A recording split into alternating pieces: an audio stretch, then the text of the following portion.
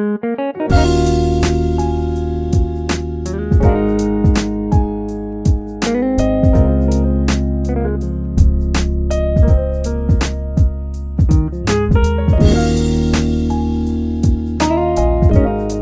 what up? Welcome to Brother Podcast, the podcast where we talk about pornography, manhood, fatherhood, and all things concerning men.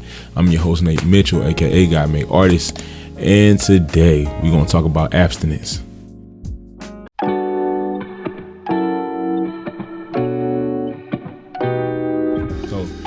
Abstinence, in the shortest way possible, that definition that I can come up with is refusing anything that brings you pleasure. In most terms, that is abstaining from sexual pleasures, sexual activities, sexual desires, things of that nature. That I can't do. So this week at work, we were talking about waiting to have sex before marriage. And they asked me, why did I choose to make this decision? Well, the number one reason is God. I want to live a lifestyle that is glorifying Him, and that, I want to walk in a righteous way and be as pure as possible. Number two, when you're dating someone, well, let me speak for myself. So in my past relationships, when I would date someone, we would get intimate really early on, and I would miss every single red flag.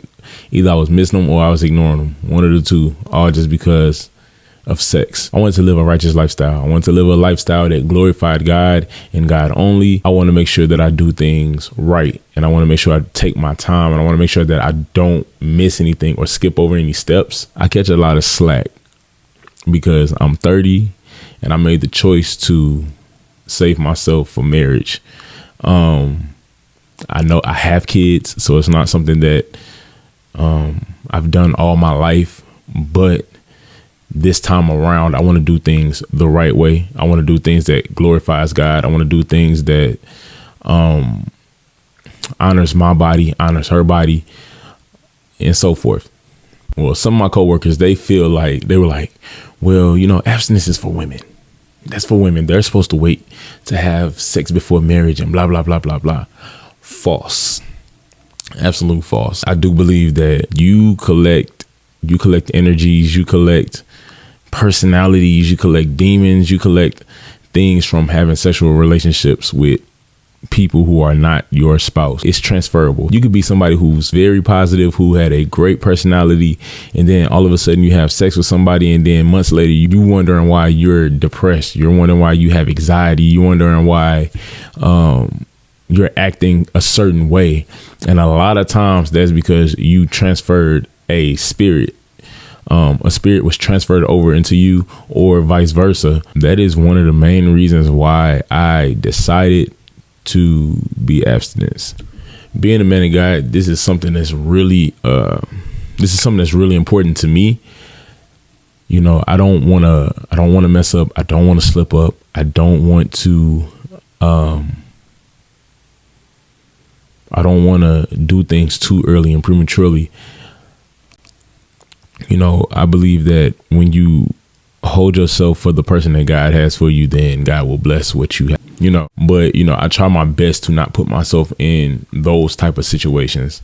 Being alone in dark places, in a room or whatever, being too handsy, hands-on, touching, kissing, because sex is not involved. I have a lot of time to conversate, I have a lot of time to conversate. I have a lot of time to, get to know this person, understand their motives, values, all these things. And we have a lot of conversation, a lot of conversation. Whereas when I used to have sex first, these conversations wouldn't come up until a problem arose. The other reason that I chose this lifestyle is because I have 3 daughters, and I know I'm going to push for this lifestyle. I'm going to try to, deposit in them, to wait till you're married to have sex, and God willing, that'll be the case. But I don't like telling my kids things if I have not tried it, if I have not done it, because I don't want to just be like, go do this. And then, I've never done it. I don't know what it feels like. I don't know what it's, what they're facing while they're going through this.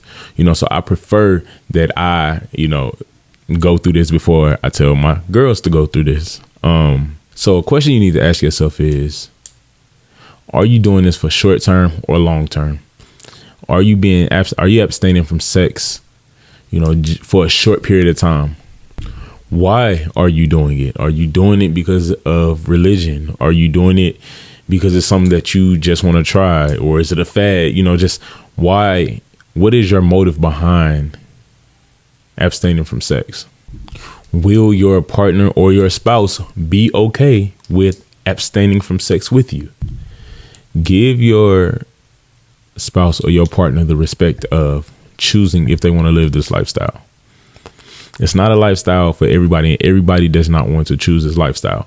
And so it would be wrong to try to force this lifestyle on somebody, whether you believe it's wrong or right. I believe that within the first maybe the first week or two, this is something that you should bring out when y'all get into those deep intimate. This is something that y'all should bring out when y'all get into those deep conversations. That gives them time to make up their mind if this is something that they want to continue with, or if this is something they want to be like, all right, I'm good, this ain't for me, and they can bow out. And then that saves hurt feelings, that saves fights and all those type of things, because it would be jacked up for somebody to get in a relationship and they think that they're going to have sex often, and then find out that, hey, this person don't even want to have sex until they're married. And that's unfair, to that person. And so at least give them the respect of making that decision for themselves if they want to live this type of lifestyle or be with someone who lives this type of lifestyle. Then what kind of rules are you going to set up to help yourself abstain from sex? What kind of boundaries are you going to create for yourself? What kind of boundaries are you going to create for your partner or your spouse? You can't just say I'm going to abstain from sex and then don't have a game plan, because it's going to fail every single time. Trust me, it's going to fail. You have to have a game plan. You have to have a game plan. If you don't have a game plan, you need to get one quick. Because otherwise your goal of waiting until marriage or your goal of not having sex is going to be short-lived. And then finally, what are you going to do in place of sex? What are you going to replace the times where y'all usually would have sex? What are you going to replace that with? Are you going to replace that with getting to know that person? Are you going to replace that with deep conversation, dates? What are you going to replace it with? Because there are other ways of getting intimate. You can get intimate without touching and having sex and all that. There are other ways to do that. And so what other ways are you going to be able to get intimate with your partner or your spouse while you guys are in a waiting period? I'm interested to know what y'all think. What are some ideas that you guys have? Are you deciding to be abstinent? Are you waiting until you're married? Are you waiting till you marry? What are you guys doing? Talk to me. I'll talk back in the comments.